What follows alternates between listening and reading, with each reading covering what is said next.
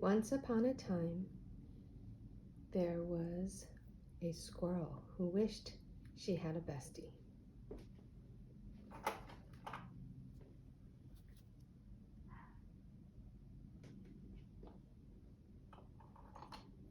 What is a best friend anyway? What is the safety that you feel when you say, I have a best friend? For some people, having a best friend or one go-to person in any given environment is supremely grounding. When they go to a new work conference, as soon as they find someone that they click with, they want to do everything together. They want to go to the bathroom together. They want to grab lunch together. And that feels very warm and secure. For some people, that actually feels restrictive because the way that they feel grounded is not through having one intimate relationship. They might feel more grounded if they get to know the entire group, get to know the lay of the land, get to know who's who and all the interesting people in the group, not just the one person who they might like, but is not going to be enough for them. That person has a social instinct. They need to belong to a group. They need to understand the functions of a group. They need to understand who's going to talk the most in a group. They're going to try to participate meaningfully in the group. So that person who doesn't want to be stuck with the one friend, they may volunteer to go and run an errand for the group because they care about the well-being of the group and not so much just their one person. What I'm getting at is something called instincts or subtypes. And these have a lot to do with how we make friends and how we feel like our needs are met or not met in these friendships. Now, let's say the first person also cares about the group, but it's a secondary need, not a primary need. This person may then volunteer to go with the person who's running errands for the group because they want to be with their person. And they don't mind if they're doing something for the group. And so while they're out there running the errands, when the social person is fielding texts and phone calls about this, that, and the other, oh, could you grab this? Could you grab that? They don't mind because they care about the group, just not as much as they care about the person. And so they may offer to take notes or help this person remember what the group is saying.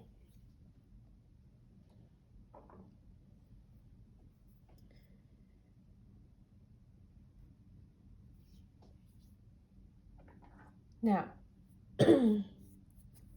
if this person cares primarily about the group and then secondarily about basic needs like food, shelter, water, this person's primary instinct is the social instinct and secondary instinct is called self-preservation.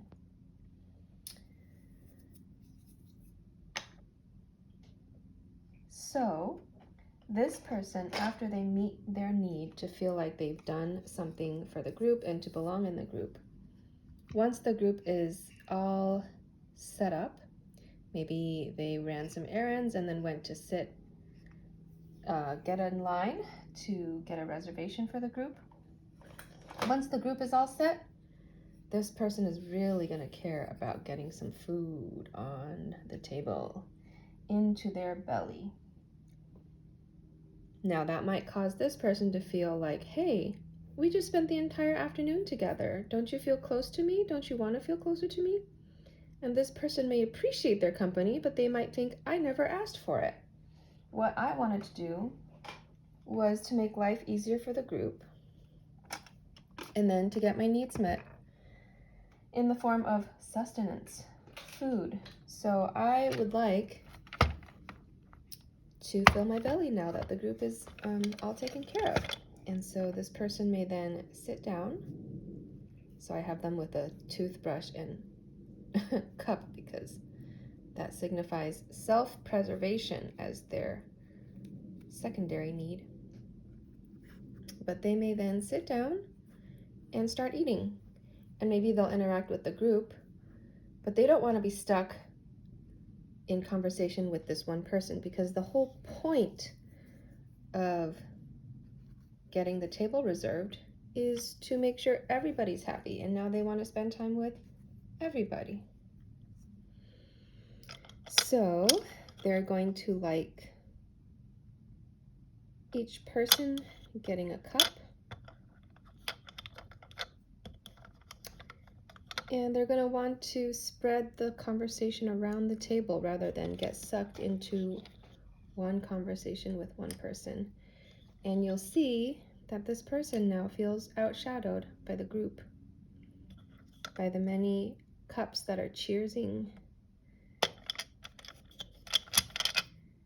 And that may cause friction in friendships if we don't understand what our friends' primary needs might be. And so there are plenty of stories to tell about friendship that have to do with a conflict of what we call instincts or subtypes. Now, the theory says that when our primary instinct is another person's lowest instinct, there's going to be cause for conflict.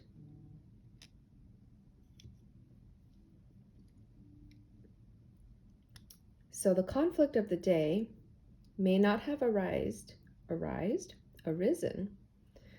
until the group arrived, because during the day, both of them were on a mission to provide for the group. And this person used doing something for the group as an excuse to glom onto their one person, their one-to-one. This person, whose primary focus was the group, may have appreciated the help, found it a little cumbersome, but found that they could help the group out. But once the group arrived, they really needed a break. They had been working hard all day. They really just needed a break from the one person. And so when they started to first satisfy their needs for food and then to interact with the group, that might have really hurt their feelings. And that is often how conflict happens in a group space. So, what subtype do you think you are? Is your primary need to have food, safety, shelter, water, sleep? Is your primary need to have your person? Or is your primary need to feel like you have belonging and agency in a group setting? That will help you determine how you go about your friendships. Once upon a time, there was a friend in New York.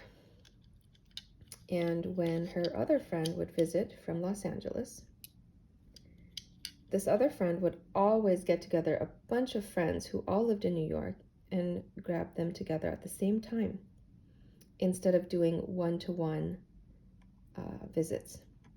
For the friend who was from out of town, they thought, this is a very efficient way to see all my friends at once and to introduce them to one another.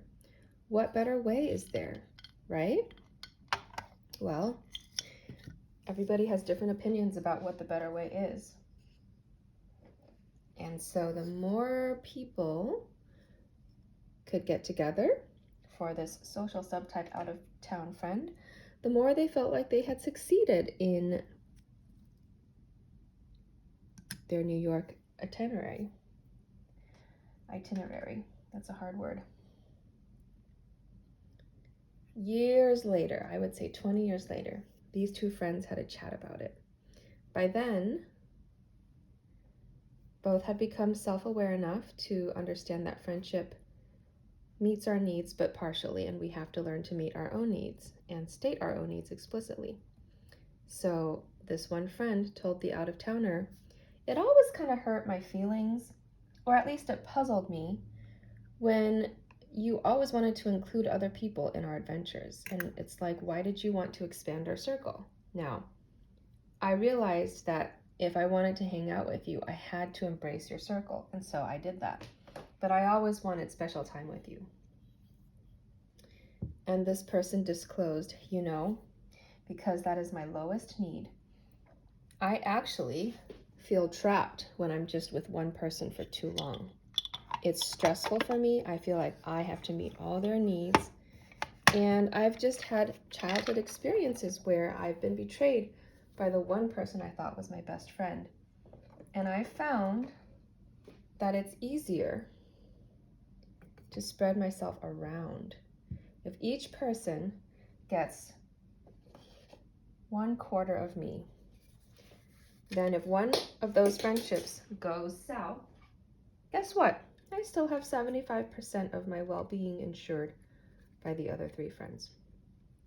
When I move to a new town, it's so important for me to find a community, not just one best friend, but a whole community.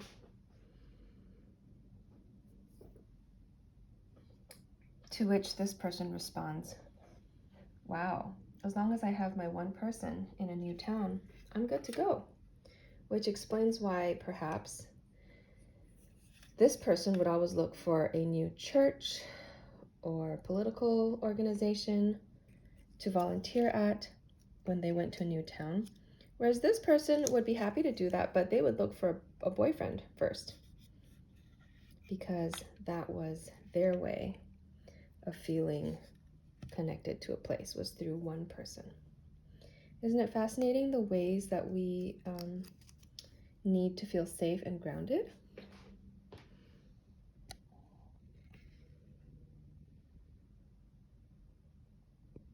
So we've got a whole home getting set up here. It's a very self-preservation mood.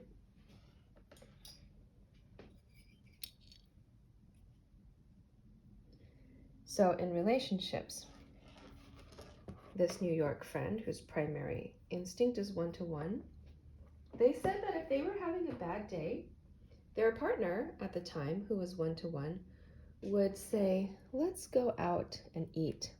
Because for their partner, they felt like getting you fed was the best way to love on you. And this person felt, wait a minute, you can't just treat me like I'm a child and just take me to eat as if that will make me feel better, because I'm still grumpy, like this cat. What would really help this friend would be if the partner listened to them talk through all their concerns and took their side and asked questions and gave them advice, because that is what they needed. They needed that person to be like a guardian angel. What they didn't understand was that for the person who has self-preservation as the top, they also believe in identifying their own resources to be okay and not using another person or grounding through another person to feel okay. Now, this person, who maybe has social as their secondary, might say to this friend, well, who are some other friends in your life that can help you out? Or do you have resources? And it's not their way of not being supportive, because their go-to would be to find safety in a group. But this person might feel, well, who cares about my other friends? We're here now. I want you to be my person. And so that's where some misunderstanding can occur. And so the art of friendship is very instinctual sometimes. And there are ways that we can not question another person's motives, but understand that by projecting their instinctual needs onto our situation, they may not be able to give us the needs that we immediately want, but to trust in their intent. And that is the beauty of friendship. Now, The one-to-one subtype, I've learned, also manifests in goals. Someone with a really strong one-to-one subtype may have the object of their undivided attention as a person, but sometimes they may have it as a goal. That goal might be practicing for a competition or a performance, and that might mean that they are so dedicated to their goal that they can be one-to-one focused there and tune everyone else out. Those are the friends who might disappear into a black hole when they're preparing for something and everyone's like, where's this person? And this person does not realize that they were MIA because they were so focused in front of their goal. So because that one-to-one is my lowest, I never went into a tunnel. Not when I was in college, not when I was in my master's programs, and not when I was in my dissertation writing phase. I always made time for friends because my social subtype was higher than my one-to-one subtype. I never stopped going to group activities or my spiritual community because that was super important to me. In fact, if I didn't meet my needs, my first need of self-preservation, which would be food, water, and sleep, if I didn't meet that need, there's no way I could even do my goal. And if I didn't meet my secondary need of the social, I wouldn't feel grounded as a person and I would not be able to focus on my goal. So you will never find me practicing at the expense of my community or my sleep or my food. In fact, I tried that briefly before I got to know myself, and it was terrible. So I've learned that what makes me happy is to meet my primary, my secondary needs, and then I can accomplish a goal. Someone with one-to-one as their highest probably could not really feel present in a group dynamic until they knew they were working on their goal. They probably wouldn't care to sleep or eat until they had gotten in some practicing and achieved their goal. So there's no judgment. We're just here to understand each of our needs. And so while this person is here intensely one-to-one subtyping with their piano or their goal, our other friend here is very much in self-preservation mode. And they might really look forward to when their friend here comes back and they can enjoy a nice meal together. And so they will be setting up the tablecloth, laying out the bedspread to make sure they're going to be warm at night, all the good things.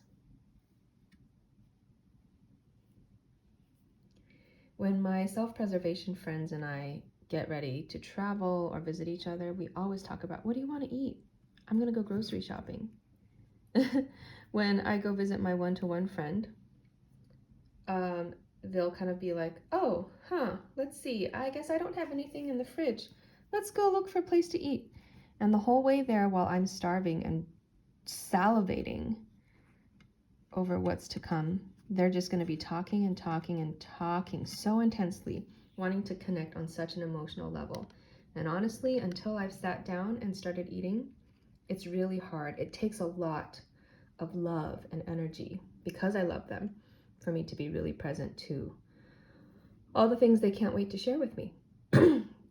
And so that's another way we can love our self-preservation friends, is to honor their needs for sleep. Do not make them stay up late and talk with you.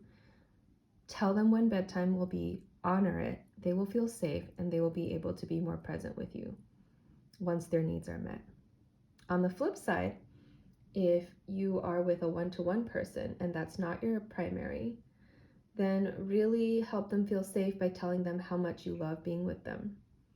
And then say, but in order for me to be there fully and not hangry, we got to have some breakfast. Now, the social subtype, that's one of my favorite things to talk about in terms of group dynamics. social systems, and we'll talk about that another time. But if you're looking for a bestie, I hope you've enjoyed seeing this story unfold. And if you would like to get more like factual, theoretical content outside of stories, then check out the website where you can get content that isn't on the free web, or consultations that are specific to you, and some tips on how to navigate friendships. I start with friendships, but also this really affects professional workspaces, and maybe we'll do one on that another time. Ciao!